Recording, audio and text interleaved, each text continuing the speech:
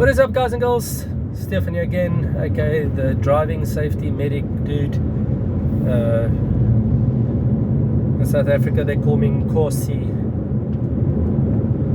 aka King, you know, because I'm just that special.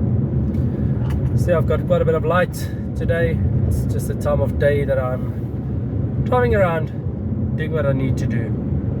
Right, so my last video I spoke to you guys about triage. What is triage? It's the classification of patients based upon the severity of injury versus the likelihood of survival. That's another element. But I said to you that I want to discuss something a bit further with you guys, and that is in who does triage. Now,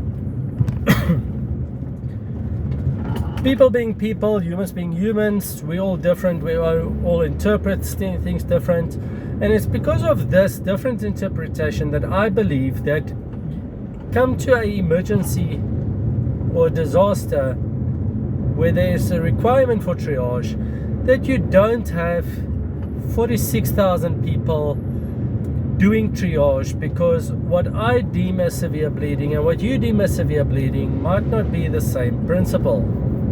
Same thing. So I feel personally that there needs to be one person in charge of the actual triage. So you'll have a emergency scene controller or manager, there'll be evacuation wardens, there'll be first aiders, but when it comes to a specific area where we've now evacuated the people, we need to start prioritizing and classifying and all of that wonderful stuff to see who's going to get treated first, second, third, fourth, up to whatever number of patients you've got. All right.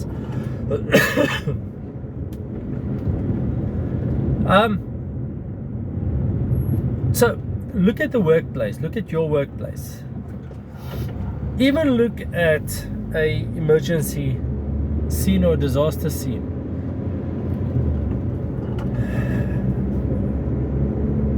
If you've got, I don't know, a 600 hectare farm where there was now suddenly a massive attack of 10 bajillion bees, and you've got 300 patients scattered throughout the entire farm, that's going to become quite a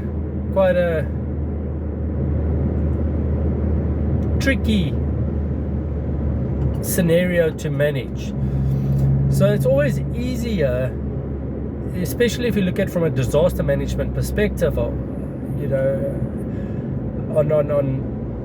it's always easier to have a centralized area. Now, within the disaster management framework, you'll always look at a sort of a meeting point, a assembly point, a contact point for all of the emergency services. Something is rolling around in my car and it's irritating me. From that point, the emergency services will be told, okay, you go to block G4. There is a P1 patient there. Right, give me a sec.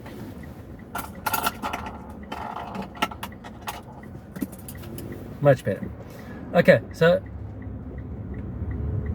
where possible, you need to actually have an area that is demarcated for patient treatment, or a triage area, first aid area as well. Now that area needs to be in a place where your emergency services is going to actually be able to get in and out fairly easily. I always used to like the example of a parking lot with the entrance exit that they've got, and then you utilize that parking lot as your triage area, so the ambulances will come in to the entrance and they will leave at the exit once they have loaded their patient. Alright, that sort of, to me, makes sense. I hope it makes sense to you guys. So have a dedicated area. The area should also then further be demarcated. P1, P2, P3, P4 have little areas and zones where all of your first aiders that is at your workplace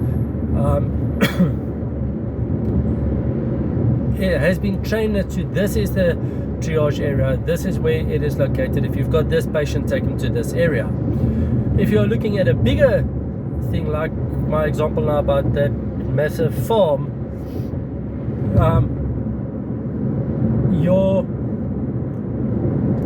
volunteer services, your emergency services would then need to have some form of guidance, training, induction, map, or whatever is available to actually simplify the layout so that they know where to go. I mean, you can't just tell them, okay, go into the veld. It's not going to work. So structure your triage area.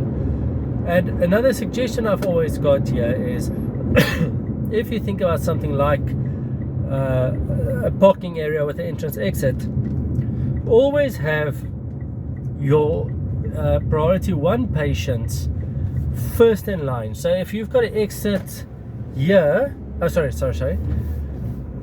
if you've got an entrance here, have your P1s here, then P2, P3, P4. So as your ambulance comes in, it will collect your P1, drive past the others. I know it's going to be sad and traumatic and everything, but collect, pass, out the exit, off they go. If they have got the ability or capability or capacity to come back, that'll be quite cool. That they can just come back, and then next, once all the P1s are done, you can grab the P2s on your way through the whole kit and caboodle. Right. So there's got to be a plan, and then your emergency controller, the person in charge of the scene, will then be the one that will then direct the ambulances to where they need to go. And again, goes back to one of the previous videos where I was talking about communication surrounding the hazards, everything.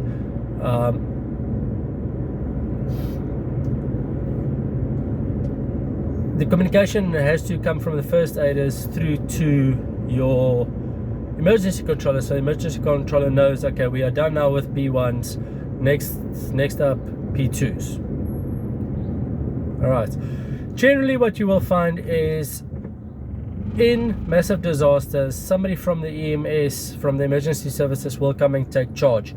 But up until that point, it is fairly important that the available staff, the staff that is there, actually structures something that is workable and planned and trained and all of that stuff, so that there's no confusion. And because, I mean, guys, during a massive emergency, there's a lot of panic, there's a lot of craziness, a lot of hormones running very high, mostly, I mean, obviously something like adrenaline. So pre-plan it, pre-stage it, train your guys, your first aiders, so that they know what is going for what and why and when and where. Alright, so that's part 2. I'm going to have to jump off now because I have arrived where I was on my way to. But I'm going to do a part 3 because there's a psychological element to triage as well that has to be considered to avoid something like post-traumatic stress disorder. But alright, guys, as always, please like, share and subscribe to this video. If you enjoy the content, I'm glad. If you want something else, just put it in the comments. and I will see, you know, what I can help. If you've got any questions and stuff, put it in the comments, and I will see what I can do for you guys. I always say I will, when I get to sort of the famous part, I will try and comment as much as what I can. Although for this type of content, I don't know if you ever will get famous. I don't know, I guess only time will tell. All right. Have a good day.